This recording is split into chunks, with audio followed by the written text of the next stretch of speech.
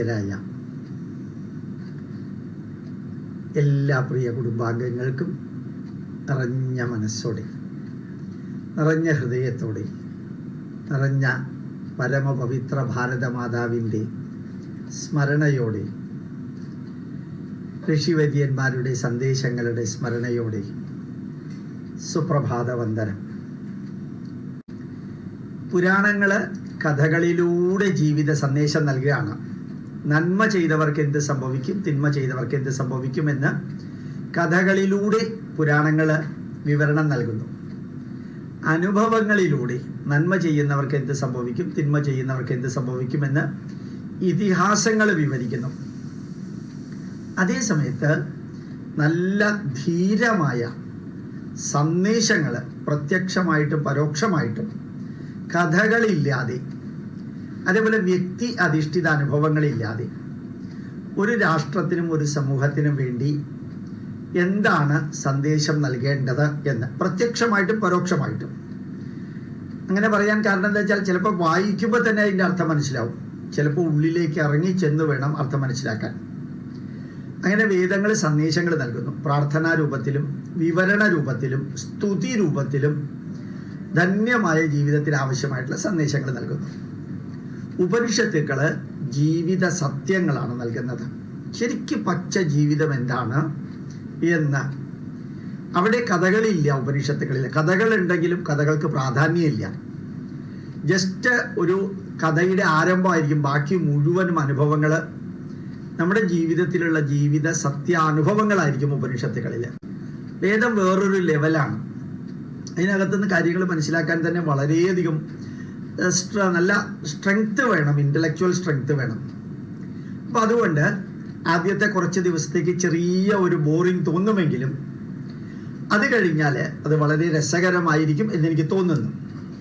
എത്ര പേർക്ക് താല്പര്യമുണ്ടോ അത്ര പേർക്ക് വേദം എന്താണ് എന്ന് മനസ്സിലാക്കാനും എന്തല്ല എന്ന് മനസ്സിലാക്കാനും അത് രാവിലെ തന്നെ കൊടുക്കാൻ കാരണം, സുപ്രഭാതത്തിൽ ആ വേദ സന്ദേശം ഒരു നല്ല അനുഭവമായിരിക്കും.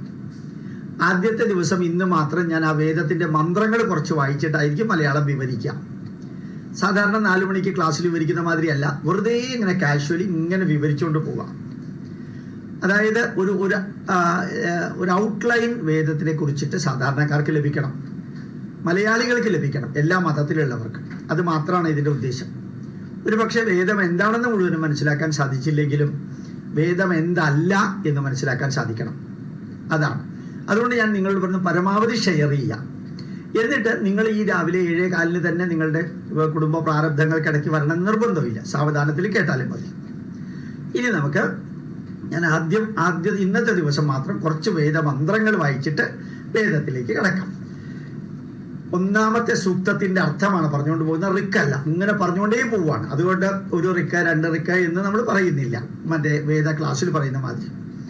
ഓം അഗ്നിമീളേ പുരോഹിതം യജ്ഞസ്യ ദേവമൃത്യുജം ഹോതാരം രത്നധാതാമം അഗ്നിപൂർവേഭിർഷിഭിരീഢ്യോ നൂതനൈരുതാം സദേവാംഗ ഏഹവക്ഷതി അഗ്നിനാരയിമശ്നവത്പോഷാമേവ ദിവേ ദിവേ യശസം വീരവത്തമം അഗ്നേയം യജ്ഞമധ്വരം വിശ്വത പരിഭൂരസി സയിദ്ദേവേഷു ഗച്ഛതി അഗ്നിർഹോതാകവിക്രാദോ സത്യശ്ചിത്രസ്രവസ്തമഃ ദേവോ ദേവേ വിരാഗാമത് യദംഗദാശുഷേ ത്വമഗ്നേ ഭദ്രം കരിഷ്യസി തവേ തത്സത്യമം ഗിരഃ ഉപത്വാഗ്നേ ദിവേ ദിവേ ദോഷാവസ്തർധിയാ വയം നമോ ഭരം തയേമാസി രാജം തമധ്വരാണാം ഗോപാമൃതസ്യ ദീദീവിം വർദ്ധമാനം സ്വേദമേ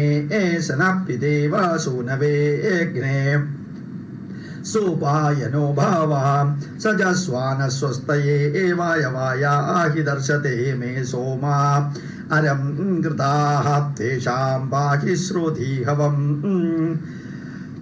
ശ്രുതിഹവം പായ ഉക്തേ ഭർജരം തേ ത്വാമച്ഛാചരിതാരാഃ. ഒന്നാമത്തെ സൂക്തം കഴിഞ്ഞു. ഒരു സൂക്തം കഴിഞ്ഞു. അത് അഗ്നിയെ വർണ്ണിക്കുന്ന സൂക്തമാണ്. അതാണ് ഏറ്റവും പ്രധാനപ്പെട്ട. ആ എന്ന അക്ഷരത്തിലാണ് വേദം ആരംഭിക്കുന്നത്. ലോകത്തിലെ 24,000 ചെറുതും വലുതുമായിട്ടുള്ള ഭാഷകളുണ്ടെന്നാണ് പറയുന്നത്. അതിൽ ഓഥന്റിക് 2400 ഭാഷകൾ. ആരംഭിക്കുന്നത് ആ എന്ന അക്ഷരത്തിലാണ്. ഭാരതത്തിൽ ആ എന്ന അക്ഷരത്തിലാണ് ലോകത്തിലെ ഒന്നാമത്തെ പുസ്തകമായിട്ടുള്ള വേദം ആരംഭിക്കുന്നത്. ആ എന്ന അക്ഷരം. ഇംഗ്ലീഷിലും എ ആണ്. എ എന്ന് വെച്ച് കഴിഞ്ഞാൽ ആ തന്നെയാണ് പ്രൊനൗൺസിയേഷൻ. ബാക്കി ഏത് ഭാഷ വേണമെങ്കിൽ നോക്കിക്കൊള്ളാം. അതിന് മാത്രം ഒന്നാമത്തെ വാക്ക് അഗ്നിയാണ്. നമ്മൾ വിളിച്ചാൽ വരുന്നതും അങ്ങോട്ട് കെടുത്തിയാൽ പോകുന്നതുമാണ്. ഒരു തീപ്പെട്ടിക്കൊള്ളിയിൽ 50 കൊള്ളിയുണ്ടെങ്കിൽ പോക്കറ്റിൽ തീയും കൊണ്ട് നടക്കാം. അതേ തീപ്പെട്ടിക്കൊള്ളിയിൽ നിന്നാണ് ഒരു കാട്ടുതീ ഉണ്ടാവുന്നത്. ആ അഗ്നി എന്ന് പറയുന്നത് 2 ഊർജത്തിന്റെ പ്രതീകമാണ്. 2 ഊർജം, ഒന്ന് പ്രകാശ ഊർജവും താപോർജവും. അതാണ് പ്രത്യക്ഷമായ ദൈവം. വിളിച്ചാൽ വരുന്നതും അതുപോലെ തിരിച്ചയച്ചാൽ പോകുന്നതും ആവഹിക്കാനും ഉദ്വസിക്കാനും സാധിക്കുന്നതാണ് അഗ്നി. ആ അഗ്നിയാണ് നമ്മുടെ ശരീരത്തിനകത്തുള്ള ജഠരാഗ്നി. അതേ അഗ്നിയാണ് റെയിൽവേ എഞ്ചിനിൽ വർക്ക് ചെയ്യുന്നത്. അതേ അഗ്നിയാണ് സൂര്യനിലുള്ളത്. അതേ അഗ്നിയാണ് ആറ്റമിക് റിയാക്ടറിലുള്ളത്. അതേ അഗ്നിയാണ് ഒരു കാറ് സ്കൂട്ടറിൽ പ്രവർത്തിക്കുന്നത്. അതേ അഗ്നിയാണ് അടുക്കളയിലുള്ളത്. അതേ അഗ്നിയാണ് പൂജാമുറിയിലുള്ളത്. നിങ്ങൾ ഏത് വേണമെങ്കിലും നോക്കിക്കോളൂ, അഗ്നി ഇല്ലാതെ ഒന്നുമില്ല. ഈ അഗ്നിയാക്കി മാറ്റാൻ പലതിനെയും, ഇലക്ട്രിക്കൽ ഊർജത്തെ, കെമിക്കൽ ഊർജത്തെ, കെമിക്കൽ എനർജിയെ, ഇലക്ട്രിക്കൽ എനർജിയെ, കൈനറ്റിക് എനർജിയെ, പൊട്ടൻഷ്യൽ എനർജിയെ, ലൈറ്റ് എനർജിയെ, സൗണ്ട് എനർജിയെ ഒക്കെ അഗ്നിയാക്കി മാറ്റാം. അഗ്നിയെ ഈ എനർജിയുമാക്കി മാറ്റാം. അതാണ് അഗ്നിയുടെ മഹത്വം. ആ അഗ്നിയെ നമ്മൾ പ്രത്യക്ഷമായിട്ടുള്ള ദൈവമായിട്ട് കണ്ടു. കാരണം അഗ്നിക്ക് എല്ലാത്തിനെയും ശുദ്ധീകരിക്കാനുള്ള കഴിവുണ്ട്. ഏത് ലോഹത്തെയും ശുദ്ധീകരിക്കുന്നത് അഗ്നിയാണ്. ഏത് ചവറും, റോഡ് സൈഡിൽ കിടക്കുന്ന ചവറും ചാരമാക്കി മാറ്റി വളമാക്കി മാറ്റുന്നത് അഗ്നിയാണ്. ഏത് തിന്മയെയും നന്മയാക്കി മാറ്റുന്നത് അഗ്നിയാണ്. ഒരു ഡെഡ് ബോഡി പോലും ചീഞ്ഞളിഞ്ഞ് പുഴുക്കുന്നതിന് പകരം അതിനെ ചാരമാക്കി 58 ഗ്രാം ചാരമാക്കി മാറ്റുന്നത് അഗ്നിയാണ്. അഗ്നിയാണ് ശുദ്ധീകരണത്തിന്റെ പ്രതീകം, പ്രകാശത്തിന്റെ പ്രതീകം, താപത്തിന്റെ പ്രതീകം. അകത്തുമുണ്ട് അഗ്നി ജഠരാഗ്നിയായിട്ട്, പുറത്തുമുണ്ട്. അകത്തും പുറത്തുമുള്ള ഒരേ ഒരു ഊർജം അതാണ്. അതുകൊണ്ട് നമ്മൾ ഈ അഗ്നിയെ യഥാർത്ഥത്തിൽ നമസ്തേ അഗ്നേ ത്വമേവ പ്രത്യക്ഷം ബ്രഹ്മാസി ത്വാമേവ പ്രത്യക്ഷം ബ്രഹ്മ വദിഷ്യാമി ഋതം വദിഷ്യാമി സത്യം വദിഷ്യാമി തന്മാം അവതു തദ് വക്താരം അവതു മാം അവതു വക്താരം. നീയാണ് യഥാർത്ഥത്തിലുള്ള ദൈവം. അഗ്നിക്ക് വാശി, പക, വിദ്വേഷം, അസൂയ ഒന്നുമില്ല. അഗ്നിക്ക് സ്നേഹം, ബഹുമാനം, ആദരവ്, കടമ, കടപ്പാട് 2 വികാരങ്ങളും ഇല്ല. ദ്വന്ദ്മില്ല. ന അതി ഉച്ഛ്രിതം ന അതിനീചം. സുഖദുഃഖേ സമീകൃത്വ ലാഭാലാഭോ ജയാജയോ എന്ന് കൃഷ്ണൻ ഈ സന്യാസിയുടെ ലെവലിൽ പറയുന്നുണ്ട്. അഗ്നിക്ക് ഒരു വലിയ എന്താ പറയുക, ഒരു കോടിപ്രഭുവിന്റെ വീട് കത്തിയാലും ഒരു ചെറ്റക്കുടിൽ കത്തിയാലും അഗ്നിക്ക് 2 കത്തൽ തന്നെയാണ്. കോടിപ്രഭുവിന്റെ വീട്ടില് അത് കത്തിക്കഴിഞ്ഞാൽ കത്തി ചാരമാവും. ഒരു ചെറ്റക്കുടിലായാലും ആ കോടിപ്രഭുവിനോട് പ്രത്യേകിച്ച് അഗ്നിക്ക് താല്പര്യമൊന്നുമില്ല. ഇയാളോട് വാശിയില്ല. അങ്ങനെ അഗ്നിയുടെ വികാരത്തെക്കുറിച്ച് നിങ്ങൾ തന്നെ മനസ്സിലാക്കാം. ഇനി ഞാൻ ആ സന്ദേശങ്ങൾ വായിക്കാൻ പോവുകയാണ്. കുറച്ച് സ്പീഡിൽ വായിച്ചുകൊണ്ട് പോകും, കാരണം കുറേ അധികം തീരാനുള്ളത് കൊണ്ട്. യജ്ഞത്തിന്റെ ഭക്തനായ ഞാൻ, യജ്ഞഭക്തനായ കർമ്മഭക്തനായ ഞാനിതാ അഗ്നിയെ വാഴ്ത്തുന്നു. ഋഗ്വേദത്തിന്റെ ആദ്യത്തെ വരിയുടെ അർത്ഥ സന്ദേശമാണ്. അഗ്നി പുരോഹിതനാണ്. നമുക്ക് എല്ലാ കർമ്മത്തിലും നമ്മുടെ കൂടെ ഉണ്ടാകേണ്ട ചൈതന്യമാണ് അഗ്നി. പരമാത്മസ്വരൂപമാണ് അഗ്നി. സകല നല്ല കാര്യങ്ങളുടെയും വക്താവാണ്. ശുദ്ധീകരണത്തിന്റെയും നന്മയുടെയും വക്താവാണ് അഗ്നി. യജ്ഞങ്ങൾ, ഗവേഷണങ്ങൾ എന്നിവ സാർത്ഥകമാകണമെങ്കിൽ അഗ്നിയുടെ ഫലം ആവശ്യമാണ്. അഗ്നിയാണ് ഉദ്ദിഷ്ട സ്ഥലത്ത് നമ്മളെ എത്തിക്കുന്നത്. അഗ്നിയാണ് ഉദ്ദിഷ്ട കാര്യങ്ങൾ സാധിച്ചു തരുന്നത്. നമ്മൾ ഏത് വെജിറ്റബിൾ കൊണ്ടുവന്നാലും ഏത് ഫുഡ് ഐറ്റം കൊണ്ടുവന്നാലും കഴിക്കാൻ പാകത്തിന് അതിനെ മാറ്റിത്തരുന്നത് കടലയെ, കടലപ്പൊടിയെ ആണ് യഥാർത്ഥത്തിൽ വടയാക്കി മാറ്റുന്നതും അത് തന്നെയാണ് മിക്സ്ചറാക്കി മാറ്റുന്നതും. അതേ കടലപ്പൊടി തന്നെയാണ് മൈസൂർ പാക്കാക്കി മാറ്റുന്നതും. അതേ കടലപ്പൊടിയാണ് ലഡുവാക്കി മാറ്റുന്നതും. അതിന് മറ്റെന്ത് കോമ്പോണന്റ് മാറുമ്പോഴും അഗ്നി എന്നുള്ളത്, തീയ് ഒരേപോലെ തന്നെ ഉണ്ടാവണം. അപ്രകാരം ശ്രേഷ്ഠ കർമ്മങ്ങൾ അർഹമായ സ്ഥലത്ത് അല്ലെങ്കിൽ അർഹമായ വ്യക്തികളിൽ എത്തുന്നതിന് അഗ്നിയാണ് സഹായിക്കുന്നത്. ഊർജദേവനായ അഗ്നിയാണ്. ആ അഗ്നിയെ ഞാനിതാ പ്രണമിക്കുന്നു. ധനധാന്യ സമൃദ്ധി ഊർജവുമായി ബന്ധപ്പെട്ടാണ് ഇരിക്കുന്നത്. അതുകൊണ്ട് ഞാനിതാ ആ ഊർജത്തിന്റെ സ്രോതസ്സായിട്ടുള്ള അഗ്നിയെ പ്രണമിക്കുന്നു. ആ ഊർജ സ്വരൂപനായ അഗ്നി ദിവ്യനും പൂജനീയനുമാണ്.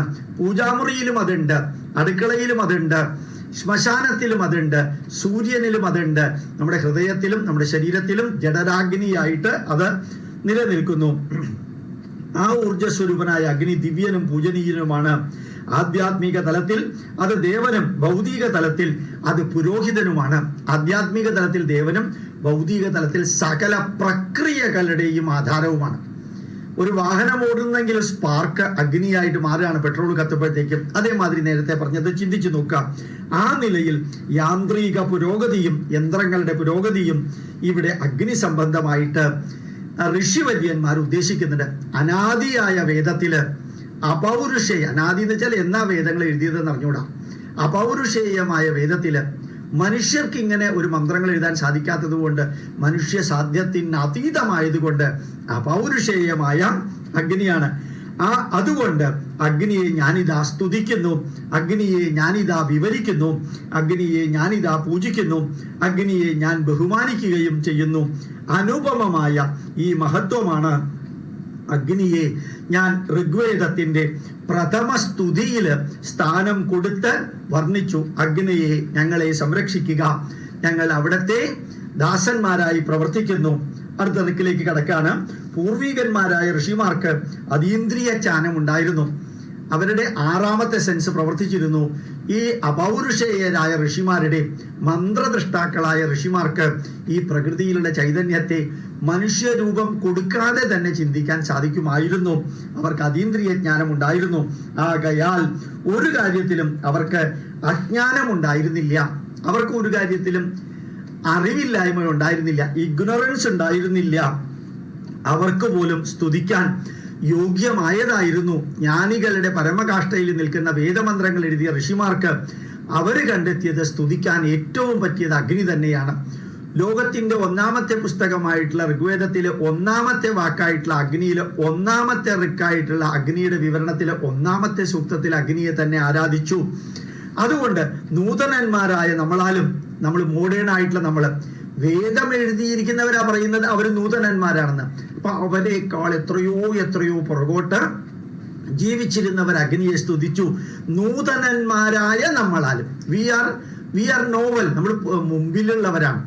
നമ്മൾ എന്താ പറയുക, നമ്മള് സമകാലീന പ്രസക്തരായിട്ട് ജീവിക്കുകയാണ്. നമ്മൾ മോഡേൺ ആണ്.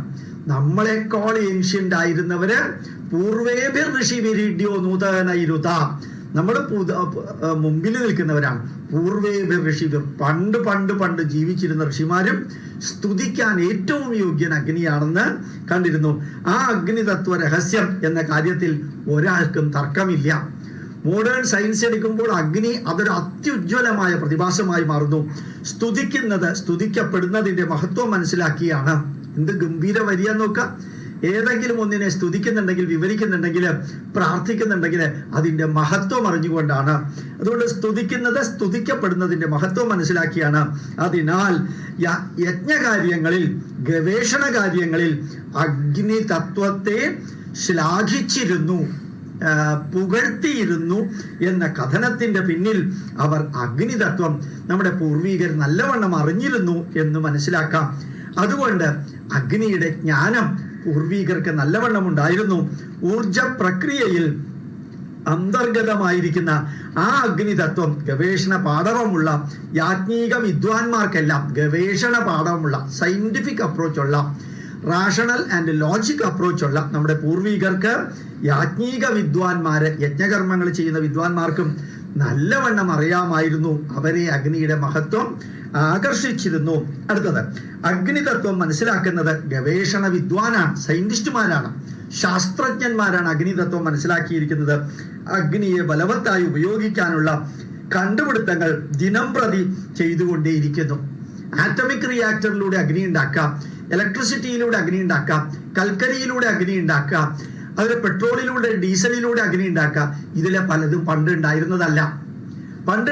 ഇതെല്ലാം 1940-കൾക്കും 30-കൾക്കും ശേഷമാണ്, അല്ലെങ്കിൽ 1900-ന് ശേഷമാണ് ഉണ്ടായിരുന്നത്. അതിനു മുമ്പും നമ്മളുടെ പൂർവികർക്ക് അഗ്നിയുടെ മഹത്വം അറിയാമായിരുന്നു. അത് ഉണ്ടാക്കാനുള്ള പല വിധികളും അവർക്കറിയാമായിരുന്നു. അരണി എന്ന മരത്തിന്റെ തടി കടഞ്ഞ് അഗ്നി ഉണ്ടാക്കാൻ അവർക്ക് അറിയാമായിരുന്നു. അതുകൊണ്ട് ജനങ്ങളുടെ പുരോഗതിയും രക്ഷയും ജനങ്ങളുടെ നിലനിൽപ്പും തന്നെ അഗ്നിയുടെ ആധാരമായിട്ടാണ്. അതിനാൽ ഗവേഷകർ സമൂഹത്തെ പോഷിപ്പിക്കുന്നവരായിത്തീരുന്നു, ശാസ്ത്രജ്ഞന്മാർ സമൂഹത്തെ പോഷിപ്പിക്കുന്നവരായിത്തീരുന്നു. തന്മൂലം ധനധാന്യ സമൃദ്ധിയും അവരെ പുൽകുന്നു.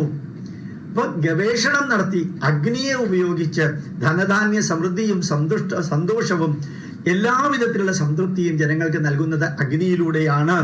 യജ്ഞ ഗവേഷണങ്ങൾ സത്കർമ്മങ്ങളാണ്. സത്കർമാനുഷ്ഠാനത്തിൽ ഏർപ്പെടുന്ന ഗവേഷകന്റെ കുടുംബത്തിൽ വീരന്മാരായ പുത്രന്മാർ ജനിക്കും. ഇതാണ് വേദത്തിന്റെ അർത്ഥം. ഇപ്പൊ ഞാൻ പറഞ്ഞത് അഗ്നിനാരയിമശ്നവത് പോഷാമേവ ദിവേ ദീവേ യശസം വീരവത്തമം. വീരവത്തമം, ആ വീരന്മാരായ പുത്രന്മാർ ജനിക്കും. സത്കർമ്മം അത് ആഗ്രഹിക്കുന്ന സർവപ്രാണികൾക്കും കിട്ടട്ടെ എന്ന് അഗ്നിയോട് പ്രാർത്ഥിക്കുന്നു. സത്കർമ്മ ഫലം, സത്കർമ്മമല്ല, സത്കർമ്മ ഫലം അത് ആഗ്രഹിക്കുന്ന സർവപ്രാണികൾക്കും ലഭിക്കട്ടെ എന്ന് ആശംസിക്കുന്നു. അതാണ് പ്രകൃതം. അതുപോലെ ദേഹാന്തരങ്ങളിൽ അഗ്നി ജീവനായിട്ട് വർത്തിക്കുന്നു. സർവപ്രാണികളിലും അന്തർയാമിയായി അഗ്നി നിലനിൽക്കുന്നു. ക്രിയാവാനായ ഊർജസ്വരൂപനായ അഗ്നി ആ കർത്താവാണ്. ശരീരത്തിന്റെ എല്ലാ പ്രക്രിയയിലും നമ്മൾ കഴിക്കുന്ന പ്രോട്ടീൻ ആയാലും ഫാറ്റ് ആയാലും കാർബോഹൈഡ്രേറ്റ് ആയാലും അതിനൊക്കെ എനർജിയാക്കി മാറ്റാനുള്ള ആ ഊർജവും ജഠരാഗ്നിയും അകത്തുണ്ട്. ആവശ്യമുള്ളതെല്ലാം ശരീരം എടുക്കാൻ കാരണം ഈ ജഠരാഗ്നി അഗ്നിയുള്ള ശരീരത്തിലുള്ളത് കൊണ്ടാണ്. ആ അഗ്നി ശരീരത്തിലുള്ളത് കൊണ്ടാണ് 37.3 ഡിഗ്രി സെന്റിഗ്രേഡ് ശരീരം നിലനിർത്തുന്നത്. നമ്മൾ പുറത്തു പോയാൽ അമേരിക്കയിലെ വിന്റർ സീസണിൽ, കാനഡയിലെ വിന്റർ സീസണിൽ -50 ഡിഗ്രിയും -60 ഡിഗ്രിയും സെന്റിഗ്രേഡ് വരുമ്പോൾ, സെൽഷ്യസിൽ വരുമ്പോൾ ശരീരം 37.3 തന്നെ നിലനിൽക്കുന്നു. പുറത്തുള്ള വെള്ളം ഐസായിട്ടിരിക്കുമ്പോഴും അകത്തുള്ള രക്തം അത് 37.3 നിൽക്കുന്നു. ആ അഗ്നിയുടെ ചൂട് ഉള്ളത് കൊണ്ടാണ്. ആ നിലയിൽ അഗ്നി യാഗത്തിന് ആധാരമാണ്, ക്രതുവാണ്. സത്കർമ്മത്തിന്റെ നന്മയുടെ പ്രതീകമാണ് അഗ്നി. ഉണ്മയുടെ പ്രതീകമാണ് അഗ്നി. അഗ്നി സത്യത്തിന്റെ പ്രതീകമാണ്, ശുദ്ധിയുടെ പ്രതീകമാണ്, ജ്ഞാനബലത്തിന്റെ പ്രതീകമാണ് അഗ്നി. അതുപോലെ വിശ്രമസ്തമനും പ്രസിദ്ധനാണ് അഗ്നി. കാരണം എല്ലാവർക്കും അമേരിക്കൻ പ്രസിഡന്റിന്റെ ഭക്ഷണം ഉണ്ടാക്കണമെങ്കിലും അഗ്നി വേണം. UNOയുടെ സെക്രട്ടറി ജനറലിന്റെ ഭക്ഷണം ഉണ്ടാക്കണമെങ്കിലും അഗ്നി വേണം. ഒരു പിച്ചക്കാരന്റെ കുടിലും ഭക്ഷണം ഉണ്ടാക്കണമെങ്കിൽ അഗ്നി വേണം. അപ്പൊ പിച്ചക്കാരന്റെ കുടിൽ മുതൽക്ക് വൈറ്റ് ഹൗസിലെ രാജാവിന് വരെ ഒരു നേരത്തെ ചായ കുടിക്കണമെങ്കിൽ അഗ്നി വേണം. അഗ്നി ഇല്ലാതെ വെള്ളവും പാലും ചായയായി മാറില്ല. അതാണ് അഗ്നിയുടെ മഹത്വം. അഗ്നിയിലെ അത്ഭുതാവസ്ഥ കണക്കിലെടുക്കുമ്പോൾ അത് വിചിത്രമാണ്. അതാണ് സത്യം. അഗ്നിയുടെ അത്ഭുതാവസ്ഥ കണക്കാക്കുമ്പോൾ അത് വിചിത്രമാണ്. ഒരു വിളക്കിൽ കത്തിച്ചു വെച്ച അഗ്നി ഒരു ചെറിയ കാറ്റ് വന്നാൽ കെട്ടുപോകും. കാട്ടുതീ അത് കത്തുമ്പോൾ എത്ര വലിയ കാറ്റ് വന്നാലും ആ അഗ്നി ആളി കത്തി കാട് മുഴുവൻ നശിപ്പിക്കും. ഒരേ അഗ്നി ഒരു കാറ്റിൽ കെട്ടുപോവുകയും അതേ അഗ്നി മറ്റേ കാറ്റിൽ ആളി പടരുകയും ചെയ്യുന്നൊരു പ്രതിഭാസം അഗ്നിക്കുണ്ട്. അതുകൊണ്ട് സർവസാക്ഷിയാകയാൽ അഗ്നിയെ ഭാരതീയര്, വേദമെഴുതിയ ഋഷിമാര് ദേവനുമാകുന്നു. ദേവചൈതന്യം അഗ്നിക്ക് നൽകുന്നു. ഈ നിലയിൽ വൈശിഷ്ട്യമുള്ള അഗ്നിദേവൻ വിദ്വാനും. എങ്ങനെയായി അഗ്നി വിദ്വാനാവുന്നത്? സ്വർണത്തിന്റെ, ഇരുമ്പിന്റെ, ഈയത്തിന്റെ അയിരിൽ നിന്ന് ശുദ്ധമായിട്ടുള്ള മെറ്റൽ ഉണ്ടാക്കുന്നത് അഗ്നിയാണ്. ആ എല്ലാവിധത്തിലും അഗ്നിയാണ് മനുഷ്യന് ആവശ്യമായിട്ടുള്ള സകലതിന്റെ പ്രോസസ്സും. ഒരു വീടുണ്ടാക്കാനുള്ള ഇഷ്ടിക ഉണ്ടാക്കുന്നത് അഗ്നി ഉണ്ടെങ്കിലേ പറ്റുള്ളൂ. സിമന്റ് ഉണ്ടാക്കണമെങ്കിൽ അഗ്നി ഉണ്ടായാലേ പറ്റുള്ളൂ. ഇരുമ്പ്, അതില് കോൺക്രീറ്റിന് ഉപയോഗിക്കുന്ന ഇരുമ്പ് അഗ്നിയിലൂടെയാണ് വരുന്നത്. ഏത് വസ്തുതയാണ് ഒരു വീടുണ്ടാക്കുമ്പോഴും അതൊരു കൃഷിക്കും ആവശ്യമായിട്ടുള്ളത് അഗ്നി കൂടാതെ ചെയ്യാൻ സാധിക്കാം. കൃഷിക്ക് വേണ്ട മമ്മട്ടി ഉണ്ടാക്കുന്നത് അഗ്നിയിലൂടെയാണ്. വളം ഉണ്ടാക്കുന്നത് അഗ്നിയിലൂടെയാണ്. അഗ്നിയില്ലെങ്കിൽ അമോണിയം ക്ലോറൈഡ് ഉണ്ടാവില്ല, സൂപ്പർ ഫോസ്ഫേറ്റ് ഉണ്ടാവില്ല. എല്ലാം അഗ്നിയിലൂടെയാണ്. ഈ നിലയിൽ വൈശിഷ്ട്യമുള്ള അഗ്നിദേവൻ വിദ്വാനും ദാനശീലനുമാണ്. വിദ്വാനാണ്. എന്തിനേയും എങ്ങനെ പ്രോസസ് ചെയ്യണം എന്നറിയുന്നത് അഗ്നിക്കാണ്. ദാനശീലൻ അഗ്നിദേവൻ വിദ്വാനശീലനാണ്. അതായത് പച്ചക്കറി അടുപ്പത്ത് വെച്ചാൽ അത് വേവിച്ച് ഇങ്ങോട്ട് തരും. എല്ലാ സാധനങ്ങളെയും കൂട്ടി ഇണക്കിയിട്ട് സാമ്പാറാക്കി മാറ്റുന്നത് അഗ്നിയാ. തീ കത്തിക്കാതെ സാമ്പാർ ഉണ്ടാക്കാൻ പറ്റുമോന്നൊന്ന് നോക്കാം. ഓൺലൈനിൽ പർച്ചേസ് ചെയ്യുന്നതിനെ കുറിച്ചിട്ടല്ല ഞാൻ പറഞ്ഞത്. തീ കത്തിക്കാതെ നിങ്ങളുടെ വീട്ടിൽ ദോശ ഉണ്ടാക്കാൻ പറ്റുമോ നോക്കാം, ഇഡ്ഡലി ഉണ്ടാക്കാൻ പറ്റുമോ നോക്കാം. തീ ഇല്ലാതെ ഒന്നും വീട്ടിനകത്ത് ഉണ്ടാക്കാൻ പറ്റില്ല. നിങ്ങൾ താമസിക്കുന്ന വീടിന്റെ ഇഷ്ടികയായാലും താമസിക്കുന്ന വീടിന്റെ സിമന്റ് ആയാലും നേരത്തെ പറഞ്ഞതുപോലെ എല്ലാം അഗ്നിയുടെ പ്രോഡക്റ്റാണ്. അഗ്നി മേധാവിയാണ്. കാരണം അഗ്നി കൂടാതെ ലോകത്തിൽ ഒന്നും നടക്കില്ല. അതാണ് അഗ്നി ഡയറക്ടറാണ്. കറക്റ്റായിട്ട് അതിനെ നമുക്ക് നിയന്ത്രിക്കാൻ സാധിക്കും. ഒരു തിരുനൂലിലും അതിനെ നിലനിർത്താം, വിളക്കിലും അത് നിലനിർത്താം, അതുപോലെ തന്നെ ഗ്യാസ് സ്റ്റൗവിലും അഗ്നിയെ നിലനിർത്താം, ആറ്റമിക് റിയാക്ടറിലും അഗ്നിയെ നിലനിർത്താം, അതുപോലെ തന്നെ അഗ്നിയെ കൽക്കരി കുണ്ടത്തിലും നിലനിർത്താം. രാമകുണ്ടത്തെ ഇലക്ട്രിസിറ്റി ഉണ്ടാക്കുന്ന കൽക്കരി കൊണ്ട് അവിടെയും നിലനിർത്താം. ഗ്യാസ് കത്തിച്ചിട്ട് ഇലക്ട്രിക് ടർബൈൻ വർക്ക് ചെയ്യുന്നതിലും അഗ്നിയെ നിലനിർത്താം. ആവശ്യമുള്ളപ്പോൾ വരുത്താം, ആവശ്യം കഴിഞ്ഞ് തിരിച്ചുവിടാം. അതുകൊണ്ട് അഗ്നി മേധാവിയാണ്, ക്രിയാനിഷ്ഠനാണ്. അഗ്നി എപ്പോഴും ആക്റ്റീവാണ്, ക്രിയാനിഷ്ഠനാണ്, സത്യവാനാണ്. കാരണം പരിശുദ്ധിയുടെ കൂട്ടത്തിലേ അത് നിൽക്കുള്ളൂ. തിന്മ നിറഞ്ഞതിനൊക്കെ ചാരമാക്കുന്ന പരിപാടിയാണ്. സത്യവാനാണ്, കീർത്തിമാനുമാണ്. അഗ്നിയില്ലാതെ ലോകത്തിൽ ഒന്നും നടക്കില്ല. എല്ലാം അഗ്നിയിലൂടെയാണ് നടക്കുന്നത് കൊണ്ട് കീർത്തിമാനുമാണ്. ഭൗതികമായി ശില്പവിദ്യയുടെ കാരകനും അഗ്നിദേവൻ തന്നെയാണ്. എല്ലാവിധത്തിലുള്ള എഞ്ചിനുകൾ വർക്ക് ചെയ്യുമ്പോഴത്തെ ഇലക്ട്രിസിറ്റി വർക്ക് ചെയ്ത് കിട്ടുന്ന മെഷീനറി ടൂളുകൾ വർക്ക് ചെയ്യുന്നത് കാരകനാണ്. മേൽപ്പറഞ്ഞ ആധ്യാത്മിക ഭൗതിക നേട്ടങ്ങൾക്ക് വേണ്ടി എല്ലാവരും അഗ്നിദേവനെ പ്രാർത്ഥിക്കുന്നു, അഗ്നിദേവനെ ആശ്രയിക്കുന്നു. അഗ്നിയാണ് നമുക്ക് എല്ലാ ദൈവികമായിട്ടുള്ള പ്രകാശവും ഊർജവും തരുന്നത് എന്നുള്ളത് നമ്മളെ മനസ്സിലാക്കിപ്പിക്കുന്നു. നിങ്ങൾക്കിത് എത്ര മനസ്സിലാക്കാൻ സാധിച്ചു എന്നറിഞ്ഞിട്ടും അഭിപ്രായം അറിഞ്ഞിട്ടും നാളെ നമ്മൾ തുടരുന്നുണ്ടായിരിക്കും. ഇപ്പൊ നമ്മൾ 5 റിക്കുകളാണ് പറഞ്ഞത്. നാളെ നമ്മൾ കുറെ കൂടി കൂടുതൽ റിക്കുകളിലേക്ക് കിടക്കും. കുറെ കൂടി കൂടുതൽ റിക്കുകളിലേക്ക് നമ്മൾ കിടക്കും. എന്നാൽ ഒരു കാര്യം ചെയ്യാം, ഈ സൂക്തം തന്നെ അങ്ങോട്ട് മുഴുവനും തീർത്തേക്കാം. ഏതായാലും കുറെ അധികം വ്യക്തികളുണ്ട്. അടുത്തത് സമൃദ്ധി നടമാടുന്ന ജീവ പശ്ചാത്തലമുള്ള യജമാനന് മാത്രമേ യാജ്ഞിക കർമ്മങ്ങളിലും ഗവേഷണ കർമ്മങ്ങളിലും നടത്താൻ സാധിക്കുള്ളൂ. നല്ല രീതിയിൽ അഗ്നിയെ കൺട്രോൾ ചെയ്യാൻ അറിയാവുന്നവർക്ക് മാത്രമേ ശരിക്കായിട്ടുള്ള സയന്റിഫിക് ആയിട്ടുള്ള കാര്യങ്ങൾ ചെയ്യാൻ സാധിക്കുള്ളൂ.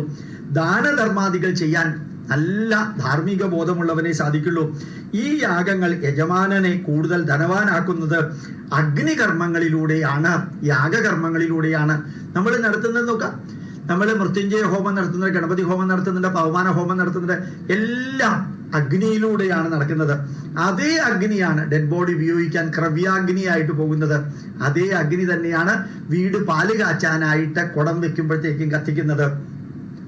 മഹായാഗങ്ങൾ നടത്താൻ ഒരു യജമാനനെ പ്രാപ്തനാക്കുന്നത് അഗ്നിയാണ്.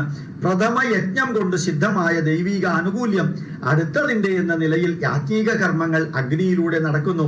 കൂടുതൽ യജ്ഞഭാഗം അഗ്നിയിലൂടെ നടത്തപ്പെടുന്നു.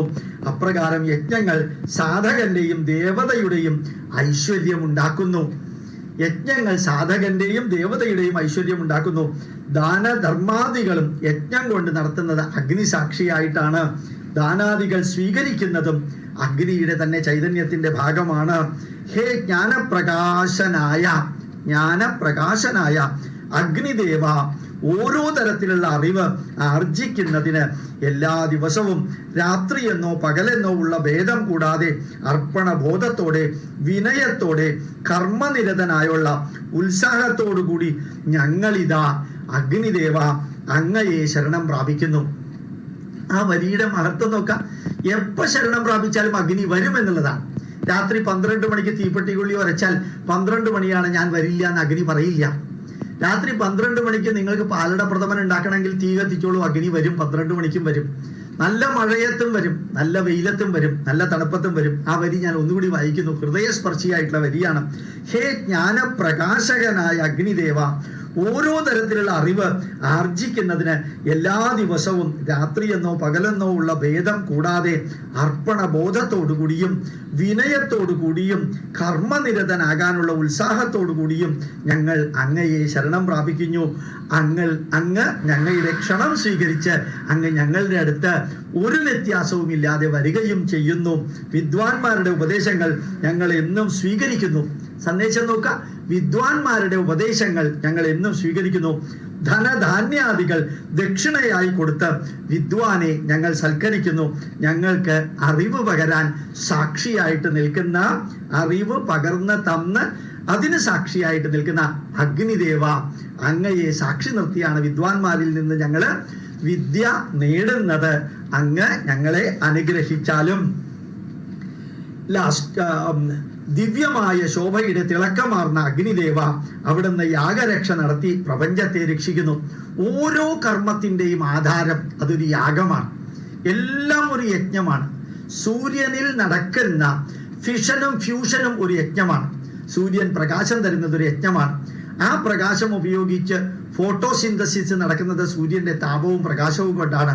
അതെല്ലാം അഗ്നിയിൽ നിന്ന്, സൂര്യൻ കത്തിജ്വലിക്കുന്ന അഗ്നയർവാ സൂര്യോ അജായത, ചാന്തോക്യോപനിഷത്താണ്. അഗ്നി കൊണ്ടാണ് സൂര്യൻ ഉണ്ടായത്. ആ അഗ്നിയിലെ പ്രകാശമാണ് സർവ്വചരാചരങ്ങൾക്കും ആധാരമാകുന്നത്. പ്രപഞ്ചത്തിന്റെ സന്തുലിതാവസ്ഥ നിലനിർത്തി ഭൂമി തുടങ്ങിയവയെ സംരക്ഷിക്കുന്നത് ഹേ അഗ്നിദേവ അവിടെ നിന്നാണ്. സർവപ്രകാശകനായ അവിടുന്ന് ഉള്ളതിനെ ഉള്ളതുപോലെ പ്രകാശിപ്പിക്കുന്നു, ഉള്ളതിനെ ഉള്ളതുപോലെ അവിടുന്ന് പ്രകാശിപ്പിക്കുന്നു. അതുകൊണ്ട് അങ്ങ് സത്യത്തിന്റെ ആധാരമാണ്, അവിടുന്ന് സത്യപ്രകാശകനാണ്, സർവ ദുഃഖങ്ങളും ഇല്ലാതെയാക്കുന്നവനാണ് എന്ന നിലയിൽ അവിടുന്ന് സമസ്തരുടെയും അല്ലലുകൾ അകറ്റുന്നവനാണ്. സമാരാധ്യനായി അങ്ങ് വിളങ്ങുന്നു. അപ്രകാരമുള്ള അങ്ങയെ ഞങ്ങളിതാ ആശ്രയിക്കുന്നു, അവിടുത്തെ അനുഗ്രഹത്തിന് വേണ്ടി പ്രാർത്ഥിക്കുന്നു. ഒന്നാമത്തെ സൂക്തത്തിലെ ലാസ്റ്റ് റിക്ക് ഊർജദേവ, അഗ്നിദേവ, അഗ്നിതത്വം ഞങ്ങൾക്ക് സുപ്രാപ്യമായി തീരണം. അഗ്നിയുടെ തത്വം ഞങ്ങൾക്ക് നല്ല രീതിയിൽ അനുഗ്രഹമായി തീരണം. അഗ്നി ഉപയോഗിക്കാതെ, തീയ ഉപയോഗിക്കാതെ, ഫയർ ഉപയോഗിക്കാതെ ഈ ലോകത്തിൽ ഒരു കാര്യവും നടക്കില്ല, ഒരു കാര്യവും നടക്കില്ല. നല്ലോണം ചിന്തിച്ചാൽ കാര്യങ്ങൾ മനസ്സിലാക്കാൻ സാധിക്കും. അതുകൊണ്ട് അഗ്നി തത്വങ്ങൾ മനസ്സിലാക്കണം എന്ന് പറയുമ്പോൾ അഗ്നിയുടെ ഡൈവേഴ്സിഫൈഡ് യൂസ് എന്താണെന്ന് മനസ്സിലാക്കണം. അതിന് അവിടത്തെ അനുഗ്രഹം വേണം. അഗ്നിദേവ, അഗ്നി തത്വം ഉൾക്കൊള്ളാൻ വെമ്പുന്ന സാധകരായ ഞങ്ങള് അവിടുന്ന് മകനെ പോലെ, പിതേവ സൂനവേ അഗ്നേ, അച്ഛൻ മകനെ എങ്ങനെയാണോ ആശ്ലേഷിച്ച് കാര്യങ്ങൾ പറഞ്ഞു കൊടുക്കുന്നത് അതുപോലെ സാധകനെ അവിടെ നിന്ന് പിതാവ് മകനെ എന്ന പോലെ കണക്കാക്കണം. ആ നിലയിൽ മകൻ അവന്റെ അച്ഛനെ എന്ന പോലെ ഗവേഷക യാജ്ഞികരായ ഞങ്ങളെ അഗ്നിദേവ അങ്ങയുടെ അടുത്തേക്ക് എത്തിക്കുന്നു. പിതാവ് മകനെ അറിവുള്ളവന്റെ അടുത്തേക്ക് എത്തിക്കുന്നത് പോലെ ഞങ്ങളെ അഗ്നി അറിവിന്റെ അടുത്തേക്ക് എത്തിക്കുന്നു. ഞങ്ങൾ ഗവേഷണത്തിന്റെ, കർമ്മത്തിന്റെ, യജ്ഞത്തിന്റെ, യാഗത്തിന്റെ അടുത്തേക്ക് അങ്ങയിലൂടെ ഞങ്ങൾ ഇതാ എത്തുന്നു. അച്ഛൻ പുത്രനെ സ്വീകരിക്കുന്നത് പോലെ അങ്ങ് ഞങ്ങളെ സ്വീകരിച്ച് അനുഗ്രഹിക്കണം. അച്ഛൻ പുത്രനെ സ്വീകരിക്കുന്നത് പോലെ ആ വരുന്ന സനപിതേവാസൂനവേഗ്നേ സുപായനോ ഭവ സജസ്വാന സ്വസ്തയേ വായവായാഹി ദർശതേ മേ സോമാരം കൃതാക. ആ വാക്കിന്റെ ഭംഗി നോക്കുക. അങ്ങ് ഞങ്ങളെ സ്വീകരിച്ച് അനുഗ്രഹിക്കണം. ഊർജ പ്രക്രിയയുടെ ജ്ഞാനം സാധകന്റെ ഐശ്വര്യത്തിനും പുരോഗതിക്കും നിദാനമാണ്. ഐശ്വര്യത്തിനും അതുപോലെ പുരോഗതിക്കും നിദാനമാണ് ഊർജം. ആ എനർജി E=mc² എന്ന് ആൽബർട്ട് ഐൻസ്റ്റീൻ പറഞ്ഞ എനർജിയുടെ മഹത്വം നോക്കാം. അതുകൊണ്ട് ഞങ്ങളുടെ നന്മയും ഐശ്വര്യവും കണക്കിലെടുത്ത് അഗ്നിയായ ഭഗവാൻ ഞങ്ങളോട് സഹകരിച്ച് ഞങ്ങൾക്ക് അനുഗ്രഹ ആശിസ്സുകൾ തറന്ന് ഞങ്ങളോട് സഹവസിക്കുമാറാകണം. ഞങ്ങളുടെ കൂടെ ഉണ്ടാവണം, അകത്തും പുറത്തും അവിടുന്ന് ഉണ്ടാകണം, ഞങ്ങളെ സഹായിക്കുമാറാകണം അഗ്നിദേവ. ഒന്നാമത്തെ സൂക്തം കഴിഞ്ഞു. അരമണിക്കൂർ എടുത്തു. എനിക്ക് നിങ്ങളുടെ അഭിപ്രായം അറിഞ്ഞാൽ കൊള്ളാന്നുണ്ട്. എനിക്ക് വലിയ സന്തോഷം തോന്നുന്നു, അസാധാരണ സന്തോഷം തോന്നുന്നു. ഇങ്ങനെ രാവിലെ 7:15 ഒരു ക്ലാസ് എടുക്കുമ്പോൾ ഇങ്ങനെയുള്ള വരികൾ എൻ്റെ നാവിലൂടെ വരും എന്ന് എനിക്ക് അറിഞ്ഞുകൂടായിരുന്നു. ഇതിൽ എഴുതിയിരിക്കുന്നതാണെങ്കിലും അത് സമകാലീന പ്രസക്തവുമാക്കിയിട്ടാണ് ഞാൻ പറഞ്ഞത്. പ്രണാമമുണ്ട്, സന്തോഷമുണ്ട്.